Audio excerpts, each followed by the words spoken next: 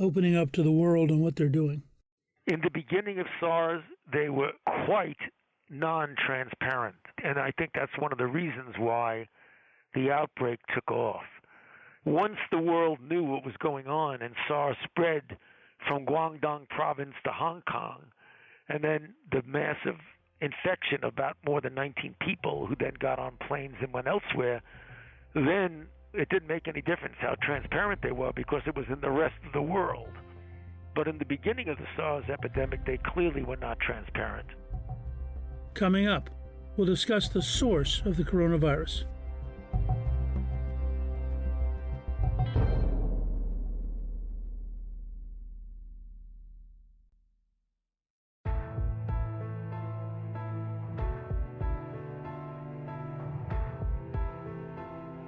One of the things I'd like you to talk about briefly is you have this pattern in China, whether it's the bird flu or it's SARS or it's the African swine flu, and now with coronavirus, you seem to have a pattern of animal to human transmission that doesn't seem to exist much anywhere else.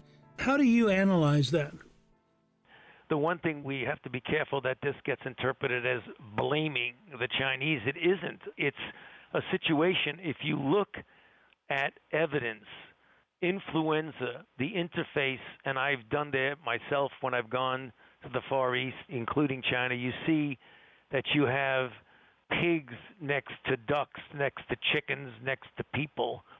And that's the worst possible scenario that you have for influenza jumping species from an animal reservoir to a human.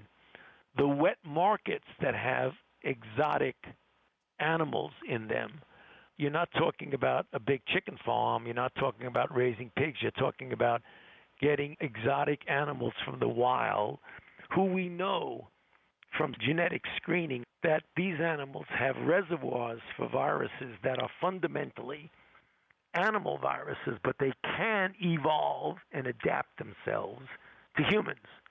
So to your point, you could say to yourself, wait a minute, why don't we just stop that and somehow revamp it so you don't have this interface in a manner and under circumstances that could lead to the jumping of species from an animal reservoir to a human. But the fact is the customs and the traditions and things that people have done for centuries are so ingrained in the population that the Chinese authorities and the Chinese people have found it very difficult to make those kinds of changes. But I think they really need to take another fresh look at that, because just with SARS and MERS and now coronavirus, it's clear that when you have a close interface between certain animal situations and humans, there's a risk of an outbreak that could have serious consequences. I don't know if you have had access to enough information from the Chinese, but as you know, there's a sort of urban legend that there's a biological warfare center in Wuhan and that the coronavirus escaped from that. Did you have any sense of where it probably came from? Well, I think ultimately we know that these things come from an animal reservoir. I've heard these conspiracy theories, and like all conspiracy theories, Newt, they're just conspiracy theories. Is it impossible that that could have happened? I don't think I can say that it's not impossible, but I think if you examine all of the isolates and look at the very detailed pattern or map of their molecular structure, you may get more insight as to whether it was a natural direct jump, whether it percolated in another species from the bat to whatever, a civet cat or some other animal, and then jump species into humans. I think the more you examine isolates and the more we get information, we'll be able to clarify the evolutionary origin of the virus. But right now, I think the things you're hearing are still in the realm of conspiracy theories without any scientific basis for it. The most dangerous viruses seem to come out of animal populations, largely in Western Africa.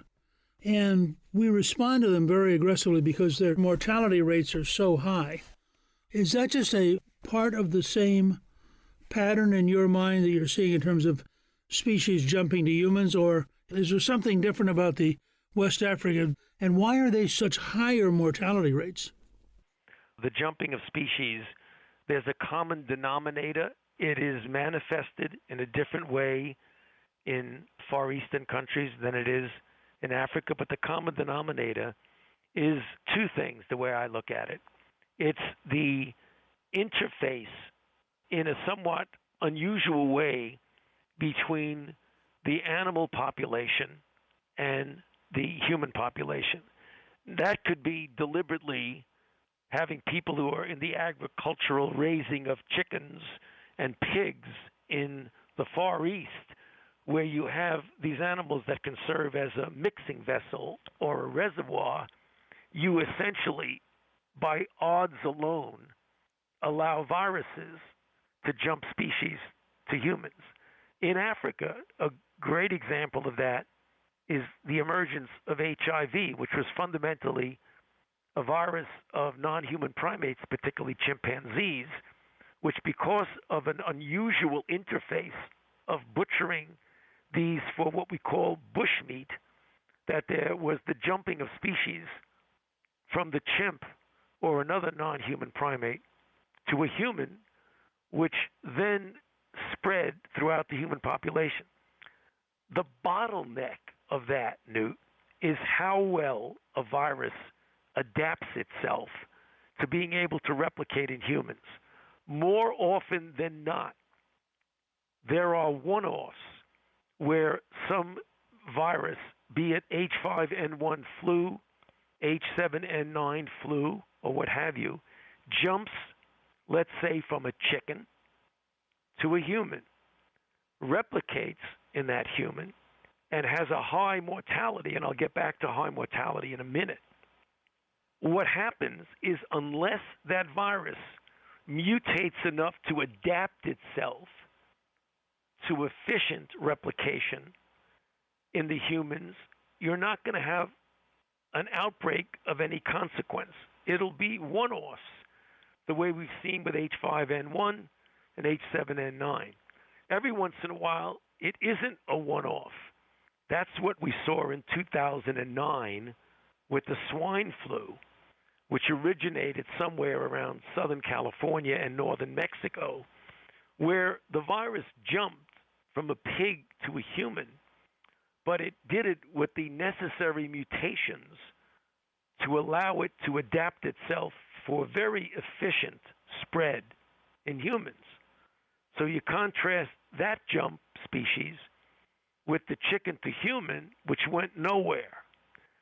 So the interesting thing that seems to be another common denominator is that when these viruses first jump species, they either have a high degree of mortality or a high degree of transmissibility.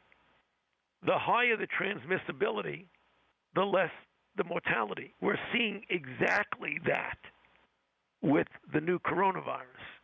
With SARS, the virus is not very adaptable in the sense of massive transmission from human to human, and the mortality is quite high. It's 9 to 10%.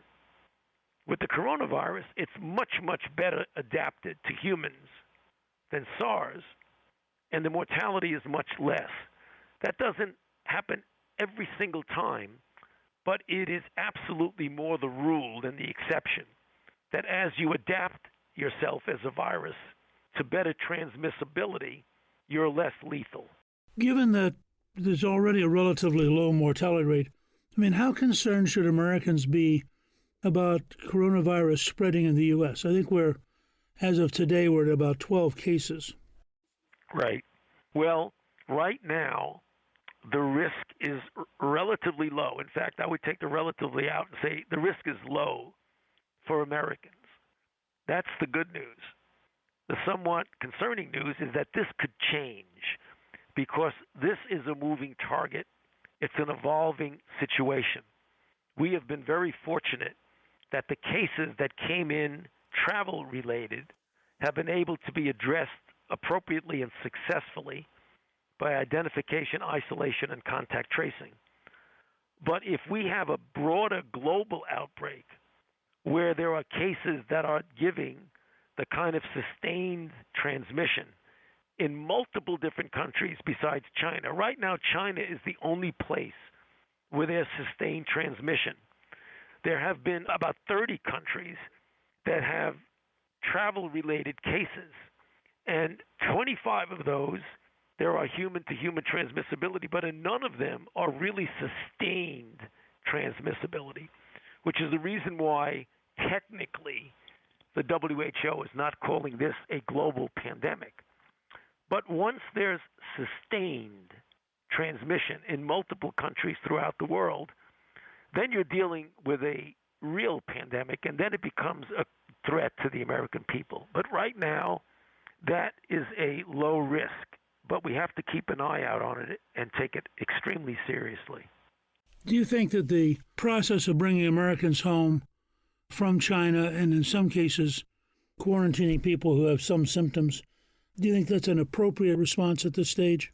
I do, Newt. It was a difficult decision because you don't like to do those things unless it's necessary, because sometimes it can instill fear in people. They tend to panic. Or it also encroaches on some of the liberties of people. But sometimes you have to make that choice. The people who are being quarantined are not people who are sick. Those are people who were in an area at high risk. And if they were in Wuhan over the past 14 days, they have to get quarantined when they come in for the 14-day incubation period. And that is institutional quarantine. If they are an American citizen